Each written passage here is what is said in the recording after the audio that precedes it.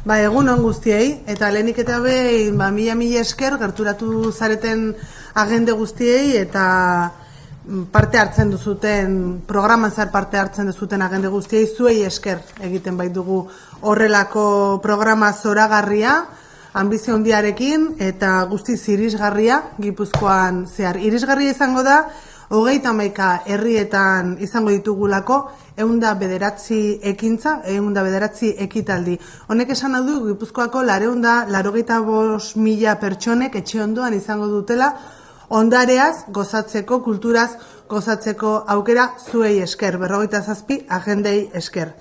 9. edizio hau aurkezteko, kulturaren bideak izenarekin eta leloarekin jaio dena, nere ondoan, Antxon Mendizabal, Artikutzako trenaren lagunak, ongi etorri eta eskerrik asko egoteagatik, Izaskun Suberbiola, Mater Ontzi Museoko zuzendaria, mila esker zuri ere bai, eta nola ez, Ane Rotaetxe Kaseizko arduraduna. Berak, esplikatuko dizue edo helaraziko dizue informazioa xehetasunez, guztiek gozatu alizateko aurkezten dugun programaz. Baita ere, eskerrak nahi dizkiot eman EHUri, Euskal Herriko Unibertsitateari, antropologia saieko arduradunari, Iñaki ezin izan duela etorri, baina urtero egoten bai dira gurekin lanean, diseinatzen, pentsatzen eta Gipuzkoari edo Euskal Herriari, baita Bizkaia eta Arabak parte hartzen bait dute, eta ondarea maite duten, kultura maite duten pertsona guztiei proposamen ederrak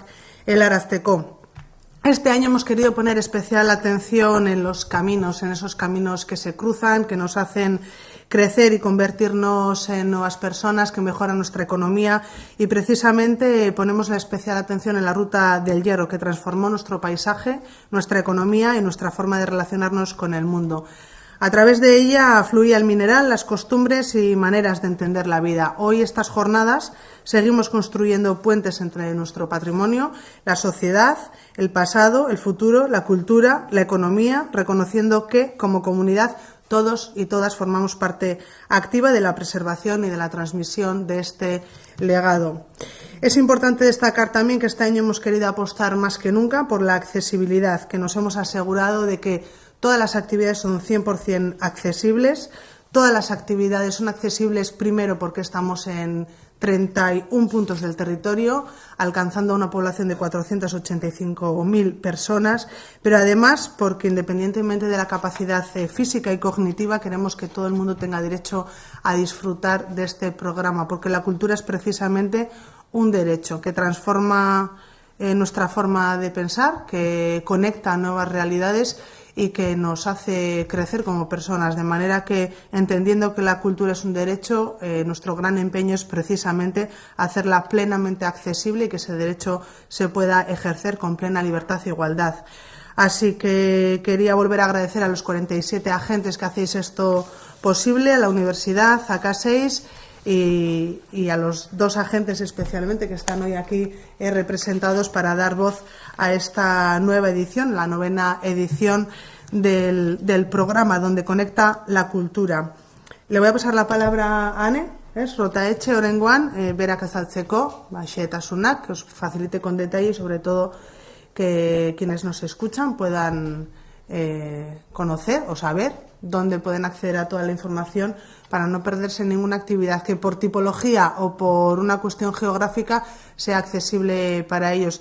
Y aunque no está en la mesa, sí que está ahí la directora de Cultura, que nos acerca siempre las mejores propuestas para preservar, conservar y transformar nuestro patrimonio, así que también le quiero agradecer ahí, aunque sé que le da mucha vergüenza, pues el empeño que pone en que nuestro pasado sea también presente y que podamos a partir de ahí construir un futuro mucho más conectado, como dicen las jornadas. Ane, zurea da hitza. Eskerrik asko. Eta eskerrik asko gaur ona gerturatu zareten guztioi. Posa handia ematen du areto hau jendez gainezka egotea eta urtero nola erantzuten dezuten Ondare Europako jardunaldien deialdiari, aktibitateak eskaintzeko ondarearen inguruan. dakizuten bezala urte honetan programa hau batzen duen gaia bideak, lokturak eta konexioak dira. Eta Goizanek azaldu duen bezala, 105 ekitaldi baino gehiago iaia daude, eta ekitaldi hauek bai dira aukera bat era oso ezberdinetan gure ondareaz gozatzeko, ez? Eta hemen ekarri ditugu bi adibide, baina gaur aurkezten dugun programa aukeraz beteta dago. Programa hau eskuratu daiteke parte hartzen duten antolatzaileen egoitza guztietan, museoetan, baina baita ere Gipuzkoako hainbat kulturetxeetan, eta online, Gipuzkoa kulturako webgunean, gipuzkoa.eus/OEJ euskeraz, eta gipuzkoa.eus/JEP gazteleraz. Webgunean ere eskuratu daiteke programaren PDF-a irisgarria, hau da, programaren portadan ipini dugu QR bat brailez irakurri aldena eta erliebez, eta horrek ematen du aukera ikusmen arazoak duten pertsonentzat eskaneatzeko programa eta irakurri ahal izateko programa beraientzako egokitatko testu batean. Eta, denontzat, azkenean gauzak irisgarriak izatea denontzat dira onuragarriak, ez? Eta, beti bezala programa datoz aktibitate oso anitzaz beteta, dira aukera batzuk urrian gure ondareaz gozatzeko eta gure inguruan ditugun hainbat baliabide ezagutzeko beste egunen batzuetan ezin direna bisitatu adibidez, eta badaude aktibitate oso ezberdinak publiko askoentzat, familientzako tailerrak, escape roomak, erakusketak, ikuskizunak, erakustaldiak, hainbat modu ondareaz gozatzeko. Como decía, Guipúzcoa, como ha explicado Goizane, se une en la 9ª edición a las Jornadas Europeas del Patrimonio, que siempre presentamos en conjunto con los tres territorios, con Vizcaya y Álava, con un lema conjunto, que este año es donde conecta la cultura en Bideak, que hace alusión a los caminos, las conexiones, los vínculos que a lo largo de la historia han ido forjando nuestro patrimonio, transformándolo, enriqueciéndolo, también como los intercambios culturales que se han dado gracias a esos caminos, pues como el Camino de Santiago o la Ruta del Hierro de los Pirineos que ya ha mencionado antes Goizane, al final han aportado mucho al patrimonio del que hoy en día disfrutamos. Y como decía, son un montón de actividades muy variadas las que presentamos hoy. La primera de ellas empezará el 1 de octubre, pero ya queríamos calentar motores para que fuerais conociendo el programa, que está disponible en la web de Guipúzcoa Cultura, www.guipuzcoa.eus/JEP, y en euskera /OEJ. Ahí está tanto el catálogo, el PDF, como un buscador donde cada persona puede buscar las actividades que hay a su alrededor, por pueblos, por tipos de actividad, que es una oportunidad única de conocer los lugares que tenemos cerca de casa, de descubrir recursos que Guipúzcoa tiene tantos y que a veces son desconocidos, y invitar a todo el mundo a participar, a unirse a esta gran fiesta del patrimonio. Hoy hemos invitado a dos personas, Izaskun Superviola de Mater Museoa y Antxo Mendizábal de Artikutzako Kontrenaren Lagunak, que nos van a explicar las actividades, pero antes queremos abrir un poco el apetito con un vídeo que resume un poco lo que nos vamos a encontrar este mes de octubre en la 9ª edición de las Jornadas Europeas del Patrimonio.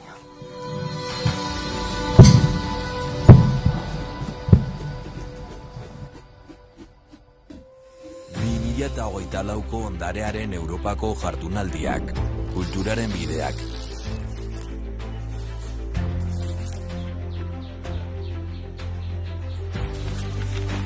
Gipuzkoa topaketen, trukeen eta bideen lurraldea. Aspaldiko garaetatik gure bideak, lehorrekoak eta itsasokoak urrezpakoitzarekin kultura aldatzen zuten merkatari, erromes eta esploratzaien joan etorriaren lekuak izan dira. Gipuzkoa zeharkatzen zuten ibilbide komertzialek, salgaiak ez ezik, ideiak eta tradizioak ere garraiatzen zituzten.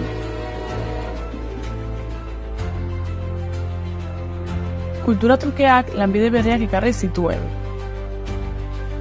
Lanbide eta ibilbide hauek Gipuzkoaren ondarea aberastu zuten, bere mugetatik haratago eramanez. Gipuzkoaren herri bakoitza gure lurraldearen historiaren lekukoa da. Eliza handientsuetatik hasi eta defentsadore sendetaraino itsasargiak, gure santuegiak, herri bakoitza iragan-ziragarri baten lekuko da, trukez eta konexioz bete da. Baina egiturek ez dute gure historia bakarrik gordetzen. Kondairak, jaiak eta tradizioak dira gure ondarraren arima bizia. Urrian, enjardura baino gehiago egingo dira Gipuzkoan, kultura bestetik bizitzeko. Aurten, ondarraren Europako jardunaldietan, bisita gidatuen, hitzaldien eta tailerren bidez zerkatuko ditugu bide horiek. Batzen gaituen bidaia, gure kulturaren aniztasuna eta batasuna ospatzeko. Egin bat gure herentzia kulturalaren ospakizun honekin.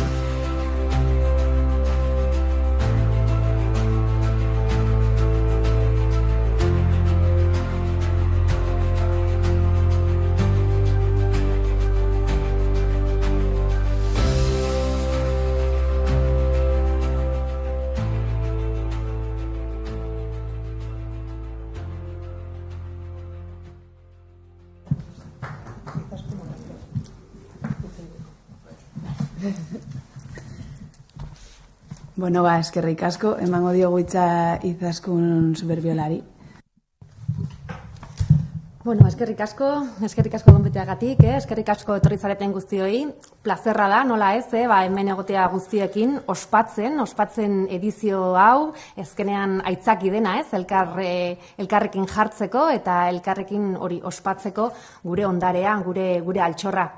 Materretik, oso gustora etortzen gara, oso gustora parte hartzen dugu ekitaldi honetan, bat egiten du gure helburuarekin noski, gure ondarea, gure altxorra, ezagutzea ematea eta babestea eta zaintzea, ezta? Eta horregatik, daramazkigu hainbat eta hainbat urte, parte hartzen jardunaldi hauetan, noski.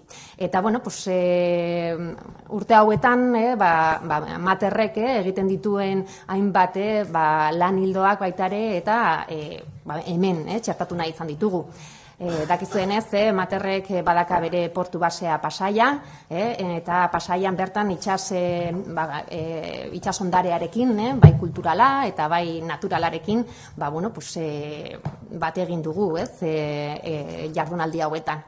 Izan ditugu urteak, non kostaldera jetxi eta bertako ondare naturalarekin egin ditugun jarduraz berdinak ezagutzeko eta zaintzeko bertatik atatako ondakinekin sorkuntza berriak egiteko edo egin ditugu baitaren oski itsasontzian bertan ondare bizia dena gure materrontziarekin hainbat irtera eta jarduera eta esperientziak, ezta? Eta aurten Pasaiako itsas kulturaren ikur batekin ere batu nahi izan dugu eta hauek gure itsasargiak dira. Pasaian badakagu ibilbide oso polita, oso aberatsa eta oso esperientziala non itsasargiak ezagutzeko eta tokiko ondare guztia ezagutzeko aukera ematen digun. Eta badakizue itsasargiek badituzte badaka simbolismo asko, bide hauetan ez, lagunak dira, itxaropena ematen dute baitare, eta bueno, istorioak egongo dira baitare, eta egongo dira esperientziak ulertzeko, Pasaiako ondarea, portua, herria, hurbiltzeko eta ezagutzeko aukera paregabea, bai. Eta, azkenian, Materren ibilbidean hori izan da, eta ez, ardatza. Mater dakizuen ez, herritik bertatik jaiotako museoa da, bai, herri museoa, eta balioan jarri nahi zuena, hori, ondarea, bere itsas ondarea, bai, eta, ibilbide honetan, ikasi dugu, herritarrak, protagonista bihurtzea, zer nolako, almena dakan, ez, azkenean, arrotasuna, konpromezua, komunitatea, bai, lantzeko, ezinbestekoa da, eta nola baita ere, urrengo belaunaldiei begira, ez, aintzindari on izateko baita ere, truke ere ematen digu, orduan, ondarea babesten, zaintzen eta ezagutzen jarraitu dezagun, eta noski, jarraituko dugu bat egiten horrelako jardunaldekin, eta zue guztioekin, ezen azkenean, bide hau, guztiona da, eta guztiok egiten bai dugu. Eskerrik asko. Katelaraz egingo dut? Bai. Eskatu norbetek itzulpena gazteleraz errepikatzeko eskatu norbetek ez? Vale, primero. Orduan, Antxoneri pasatzen, eskerrik asko izaskun Antxoneri pasatzen diogu itza. Luze xegoa izango naiz. Zeren gaudea komplikatu xamarra da, baina bueno, gauza da burdinaren bidea, ez? Hortan nahi geha. Eta burdinaren bidean badaukagu halako ferrokarril misteriosu eta ez ezagun bat, gure inguruan, dela Artikutzako trena. Zergatik da misteriosua eta ez ezaguna? Arrazoien artean da, netzako bat oso garrantzitsua, Donostiko udalak Artikutza erosi zunean bere uraren garbitasuna mantentzeko dena itxin zuen. Eta etxe honan sartzeik. Orduan, urtetan da urtetan, lurralde ez ezaguna izan du da Artikutza, herrientzat, zeon sartzeik. Sartzen ginean, beti iskutuan sartzen ginen, beti guardan bildurrakin. Eta alata guziz ere, sartzen ginean, ikusten genitun, bazeudela azpi egitura batzuk, gehiagi ulertzen ez genitunak, zeitute hemen, olako paretak, olako handela hundiak, plano inklinatuak. Hortik, hasi ginen pixka bat, gure taldia hasi izan oin dela 15 urte, pixka bat aztarrikatzen, bide horren nondik norakoa. Eta hola, urtia pasatzen jundian einean, jendea geho eta gehiago etorri zaigu, ingurura, zeren erakartasuna handia du gai honek, misterioa, ez dugu ezautzen. Eta orduan, hasi ginen, nolabait ere, aztertzen, esango nuke, ikertzen, tren honen nondik norakoa. Eta zian gauza asko noski. Oraindik misterio asko, baina bastante badakigu. Eta taldian eta genuen liburua, lehenengo liburu izan duzen Artikutzako trenari buruzko. Orduan, liburu hau erabat agotatu zeitun agortu intzan, eta orain bigarren edizio bat iteagoaz, gaina foru aldundiak bultzatzen du hori, bigarren edizio bat, eta noski, 6 urte pasadia liburu hau batea genutik, 6 urtetan askoz gehiago dakigu, hemendik 6 urte gehiago jakingo du. Oraindik behaz, badu gai honek erakargarritasuna handi bat, ez jakintasunarena. Hortik hasita, kontuatu gea bide honek badauzkala erakarpen izugarriak. Alde batetik, tren aldetik, ferrobiario bezala, generalki hor hasi ginen guztiak gea trenzaliak. Bizkate txiplatu trenakin, ez? Orduan, trena, erakargarritasuna handia du, zergatik oso ferrokarril bezala oso berezia dalako tren hau, bakarra peninsula mailan. Mina tren bat, nun eta karga hilo behar du. Generalki mina trena guztik, guten dira minetatik, kaieta, barkuan kargatu eta eamateko. Beti jetxi. Honek ordia, eraman jasotzen zuen, burnila eta beste gaiak, eta hilo behar zuen bihan ditzaino. Horrek suposa zeu teknikoki, beste sistema batzuk erabili behar zitula tren honek, normalki erabiltzen zirenak. Luzera ere, aipagarria da. Praktikoki 30 kilometro. Hasi goizutatik, eta bukatu Lezo Errenteriko geltokian. Orduan, gaur egun konsideratu dago, peninsula mailan, minatrenik luzeena. Eta teknikoki bereziena.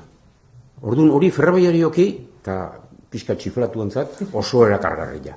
Baina, klaro, ez da hori bakarrik. Gero beste alderdi asko dauzka bide honek. Eta ze alderdi? Pues alde batetik naturaren erakarpena. 30 kilometroetatik, 22 iteitu parke naturaletan. Alde batetik da Aiakoarreko parke naturala, eta bestetik Artikutzakoa. Osake, parke naturalean egitia, ja, suposatzen du, plus izugarri bat. Fauna aldetik eta flora aldetik, eta bar, ez?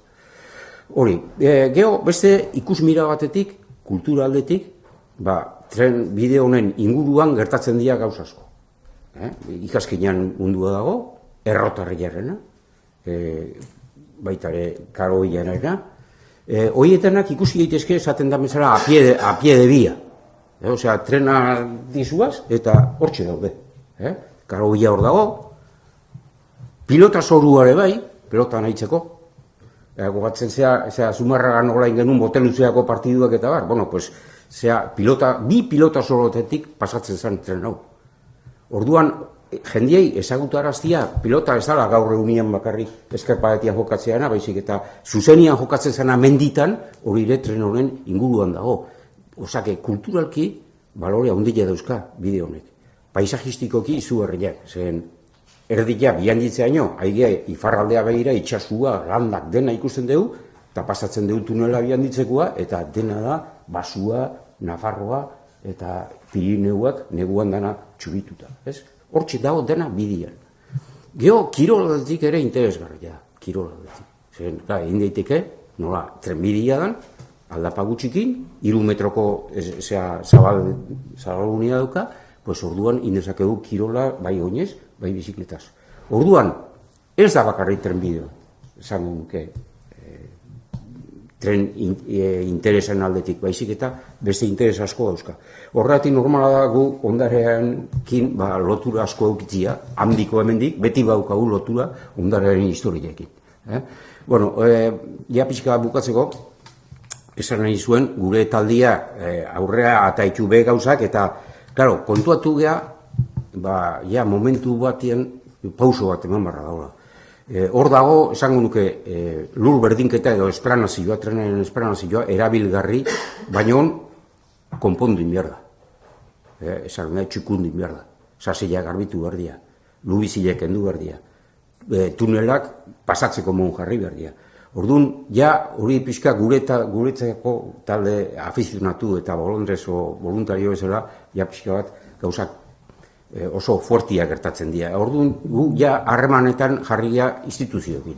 Orduan, gure lana oain ja da instituzioak sasatzia pixka bat. Bultzatzia, aholkularitza ematia, baina denak linea berdinean segitzia, baina ja instituzioak egin behar dute hau zerion hartu zen izu horrizko altxorra da bide hori. Ez da, bide berde asko daude, baina hau ezelako igez. Hainbesteko posibilidadiak emate dituna ezberdinak. Eta hola hasiera, eta bueno, hasiera ona izan du da, zen bisita gidatu bat ingo dugu, hemen 26an, nun eta autobusien hiloko gehan bihanditzea, eta ingo dugu bihanditzetik jetxi, ze aldea, Altzibar aldea. Beti gestia errexagoa da, horretik. Hoin dela, ez dakit, 6 o 7 urtein genuen alrebez. Eta, ostras, pixka jendia ekatu izan. Oso urren urtean berriz goraketezu. Eskerrik asko, Antxon.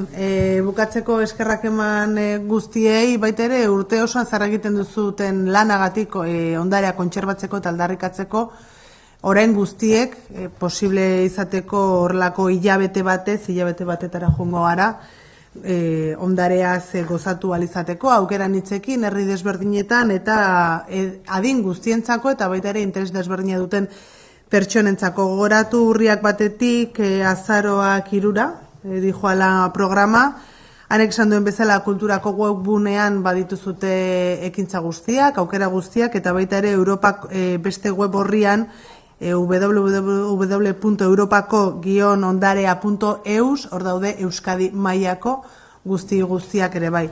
Beraz animatu gazteak, ezain gazteak, ni apuntatuko nahi zaurten por si acaso beraka egiten dezuten horretan, datorren urtean goraka berriz egiten dezuten, baina aukera pila bat daude, guztiz irisgarriak, hanek esan duen bezala, beraz, gozatu dezagun eta aldarrikatu gure ondarea hilabete honetan ere bai. Eta bukatzeko barkatu, aipatu nahi nun hemen dauden Lein taldeko ikasleak, beti laguntzen digutela programa hau gazteengan hurbiltzera, eta baita ere gaur ikusi dugun bideoa beraiek ekoiztu eta gauzatu dute. Así que agradecer desde aquí la participación también del grupo de estudiantes de Lein que nos ayudan a intentar que este programa llegue también a públicos también cada vez más jóvenes. Es que ricasco.